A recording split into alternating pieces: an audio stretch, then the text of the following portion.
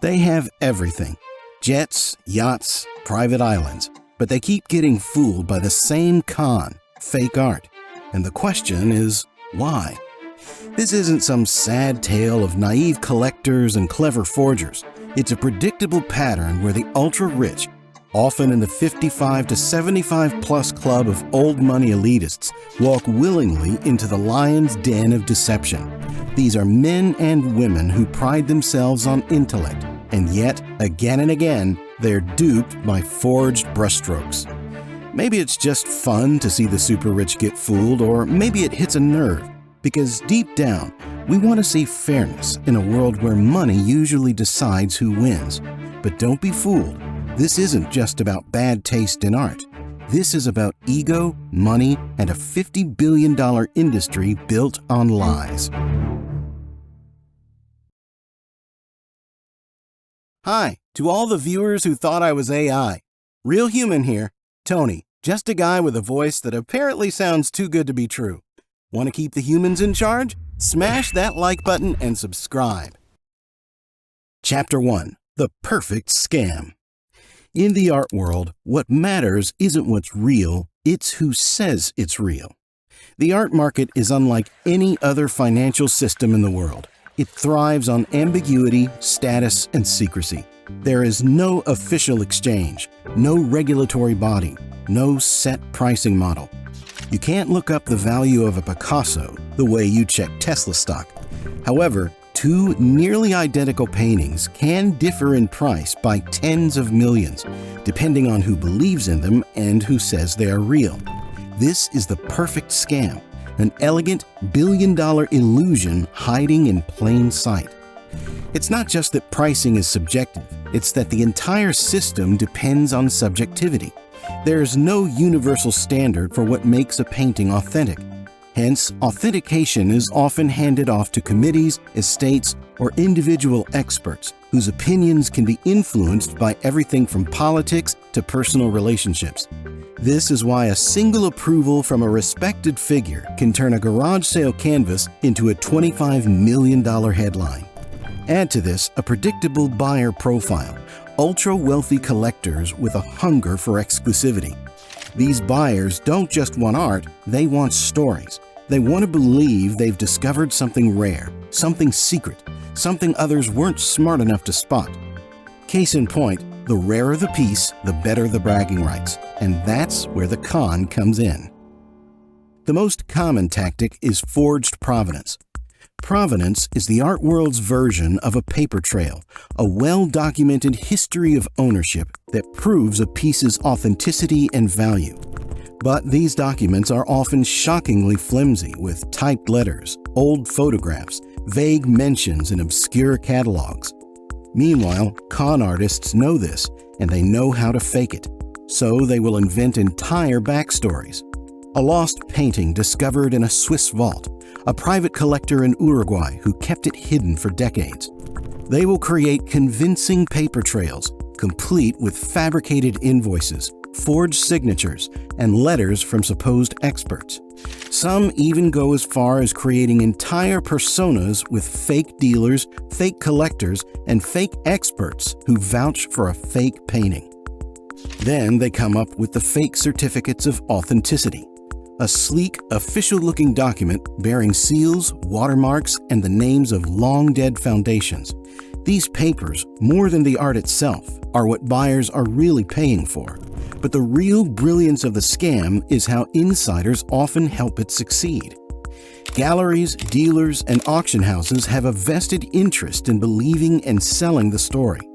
If a $10 million painting walks through their doors, they're not always eager to ask too many questions. After all, uncertainty kills sales. Belief drives them. And if a collector is willing to pay and the paperwork looks good enough, who's going to stop the deal? Everyone gets what they want. The seller makes millions. The dealer gets their cut. The buyer gets to brag about their exquisite taste. No one asks too many questions until it's too late. And when the forgery is finally exposed, if it's ever exposed, the damage is quietly swept under the rug. Settlements are made. Reputations are protected. No one wants a scandal. The same collectors who once boasted about their rare find now pay to make the problem disappear. That's the genius of the perfect scam. It happens in the best galleries, the biggest auction houses, the most prestigious collections in the world. And most importantly, it works again and again because the art world wants it to work. Moreover, their biggest victims are not starving artists or unsuspecting civilians. They are billionaires, CEOs, and hedge fund managers. People who think they can't be fooled. People who believe that money buys taste and power buys truth. But in this game, it doesn't matter how much you have. It only matters what you believe. At this point, what happens when the illusion goes too far? Here, we follow the real-life con that fooled the experts, infiltrated elite circles, and exposed just how fragile the foundations of the art world truly are. Chapter 2. The Rothco Swindle. In Manhattan, during winter, a sleek black car pulls up in front of a federal courthouse. Then, a well-groomed billionaire steps out, avoiding the cameras. He once bought what he believed was a rare Rothco. Today, he's here to explain how it was fake. This wasn't some back-alley art scam run out of a van. This was Knoedler & Company, one of the oldest and most respected art galleries in America. Open since 1846, they sold paintings to presidents, popes, and the Met. Their name meant legitimacy, but between 1994 and 2011, Knoedler quietly became ground zero for the biggest forgery scandal in modern art history, peddling over $80 million in fakes. The forgeries came through a woman named Glafira Rosales, who claimed to represent an anonymous collector. The gallery's president, Anne Friedman, never verified the art's origin. She just believed or pretended to. One of the crown jewels was a lost Mark Rothko with a deep red, haunting black, minimalist perfection. It was sold for $8.3 million to a wealthy hedge fund founder. But there was just one problem. It wasn't a Rothko. It was painted in a garage in Queens, and it wasn't the only one. Billionaires lined up to buy these newly discovered masterpieces. Tech founders, financiers, trustees of major museums, and even seasoned collectors. All of them wanted in, but the red flags were hiding in plain sight. No ownership history or exhibition record. Certificates of authenticity were full of vague language and fake experts. Also, one Jackson Pollock had the artist's name misspelled on the back, but nobody wanted to dig too deep because the gallery was prestigious. But here's the thing. When you're used to being the smartest person in the room, you don't ask questions. That's why cons love billionaires. These weren't rookies. These were elite men and women who made their fortunes predicting markets, building empires, and spotting opportunities. But that same confidence blinded them. They trusted the brand, the story, and themselves. And when the truth came out that the paintings were forged by an amateur artist working for cash in Queens and sold with zero oversight, the fallout was humiliating. In court, the billionaires weren't the ones asking questions, they were the ones answering them. Under oath in front of reporters, they had been duped publicly. And Knoedler closed its doors in 2011, but the con lives on. Chapter 3. Pierre Lagrange's Pollock. In 2007, hedge fund tycoon Pierre Lagrange, a co-founder of GLG Partners, wired $17 million for what he believed was a rare Jackson Pollock. The painting was abstract, aggressive, and unsigned in the traditional sense, but in one corner, a scrawl, Pollock. Not just forged, misspelled. This wasn't a sketchy backdoor deal. It came through Knoedler Gallery, the same place that fooled countless other billionaires. Same story. Anonymous seller, no provenance, glowing assurances from the gallery. Lagrange didn't question it, because why would he? However, this was exactly the kind of secret, high-status acquisition billionaires are trained to chase. This is where luxury psychology kicks in. Scarcity and secrecy aren't red flags in that world. They're selling points. Just as if you tell a billionaire something is exclusive, they will pay more, not less, even if it's fake. In fact, the more inaccessible the painting was, the more valuable it felt. The fewer people who knew about it, the more it whispered power. They are admissions into a private club where taste, money, and mystique merge into a kind of cultural currency. So when someone like Lagrange is told this painting has never been displayed on the market, that isn't cause for concern, it's irresistible. He didn't just want to own a Pollock. He wanted to own the Pollock no one else could have. That's the bait, and it works every time. It wasn't until Lagrange tried to resell the painting years later that things unraveled. Independent experts flagged it immediately. The paint was wrong, the materials didn't match, and yes, that misspelled name at the bottom corner was a dead giveaway. Suddenly, the $17 million statement piece was just a statement of how easily ego can override common sense. Lagrange sued the gallery, but like most cases in the art world, it ended quietly behind closed doors, with a private settlement and no public scandal. Chapter 4. Psychological Deep Dive. Here's the thing about billionaires. They don't like looking stupid, and that's exactly why they are such easy marks. In the art world, the less you ask, the more you are rewarded. Here, discretion is valued, doubt is seen as distasteful, and skepticism is for amateurs. Everyone plays along, because asking too many questions can make the whole fantasy collapse, and no one wants to be the one to poke the bubble. According to an anonymous art dealer in Basel, half of the world's most expensive paintings have questionable provenance, but no one wants to be the one to admit it. This is what we call the ego trap.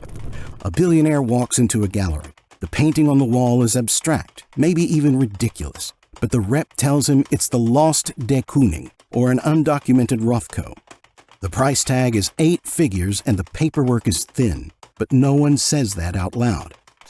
If you are wondering how titans of finance, tech, and politics keep getting played by the same smoke and mirrors act, the answer isn't just in the art world, it's in human psychology.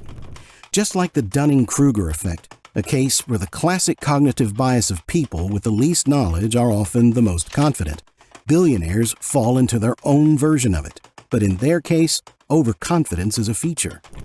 When you've conquered markets, founded unicorns, outmaneuvered regulators, and reshaped industries, you don't just believe you are smart, you believe you are right about everything.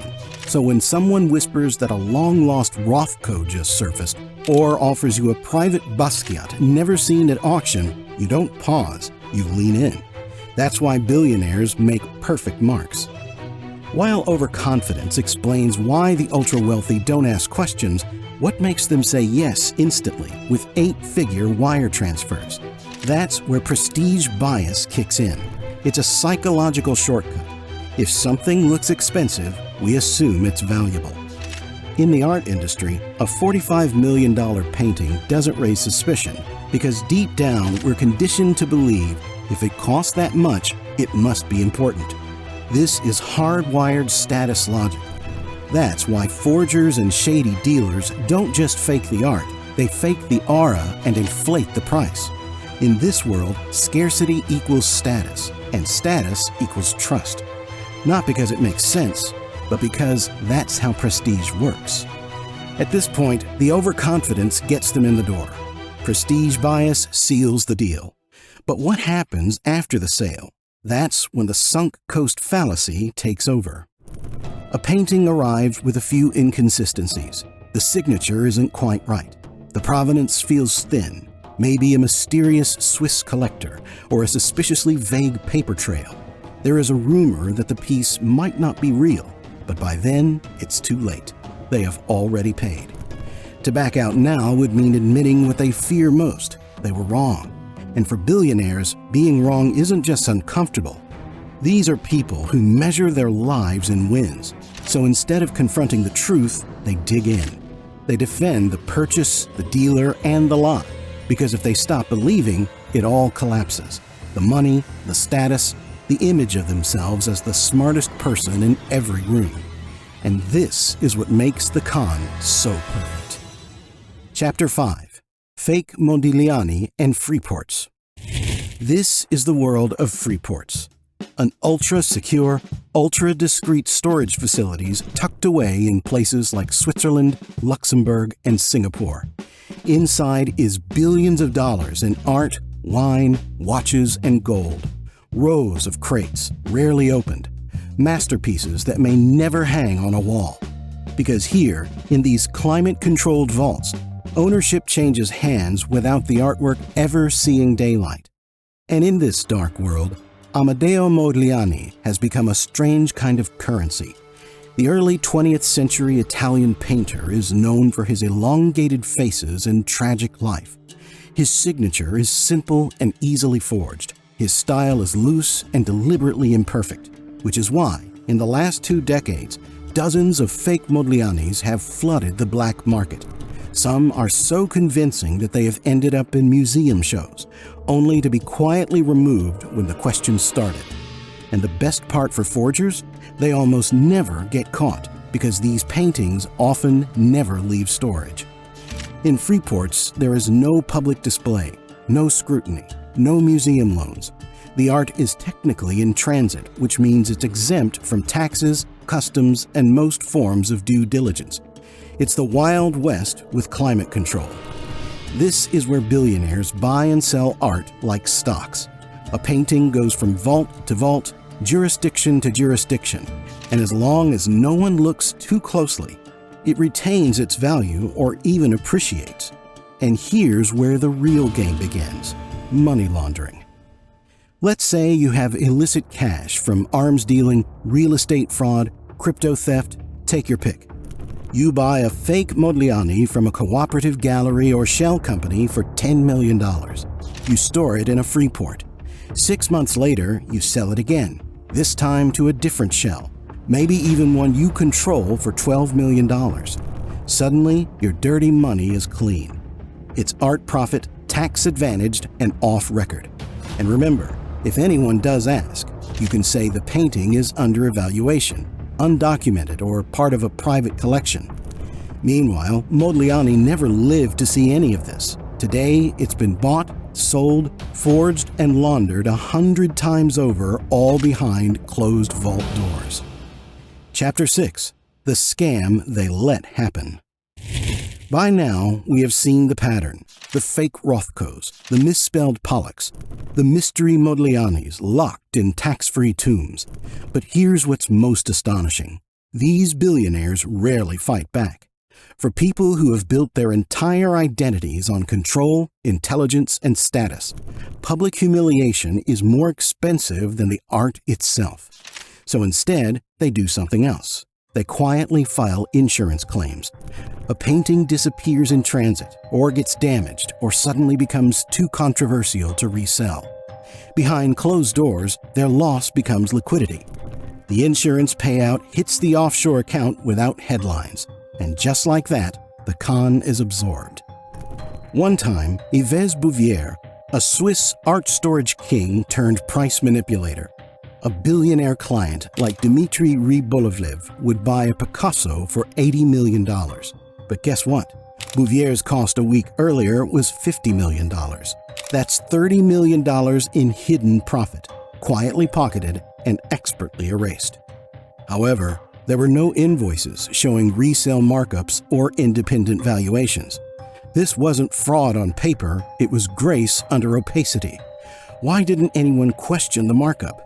That's likely because private sales don't come with price histories or receipts. The higher the price, the higher the status. Eventually, Rybolovlev sued, but the battle was buried beneath Swiss courts, tax structures, and offshore companies. Settlements happened, and Bouvier apologized as the art quietly returned. Another time, Wolfgang Beltracchi, a well-known forger, decided to rebrand artists. He didn't copy genuine works, he invented entire portfolios from scratch, attributed to made-up names like Harry Hine. Beltracchi's pieces looked exactly like the real thing, so much so that smoke tests, pigment analysis, even museum curators backed his discoveries because the story worked. The look worked, and no one wanted to admit they were fooled. They bought the myth, and museums displayed his work. Auction houses sold it. Dealers bragged about their find, and when the fraud was exposed, Beltracchi went to jail, but most never sued.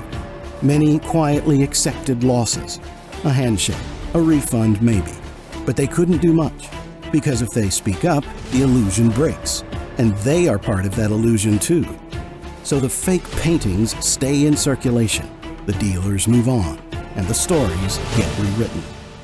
Chapter 7, The Last Laugh. So after all this, why do they keep falling for it? Why do the richest, most powerful people on earth keep wiring millions for fakes that wouldn't fool a freshman art student? It's not just about the forgers or the galleries or the loopholes. It's about them and their ego. These are people used to being the smartest person in every room. They have built empires, out-negotiated governments, disrupted entire industries. So when a rare piece lands in their inbox, they don't ask questions. In their world, value is measured by access. And even when there's doubt, they look around the room. And beneath all that, there's the unspoken incentive. Art isn't just art anymore, it's an asset. Even if it's fake, it can still be useful and profitable. And so, the scam continues. In a world where perception is everything, even a fake painting can make a billionaire feel real. And if you thought this was bad, wait until you see the painting that fooled the White House.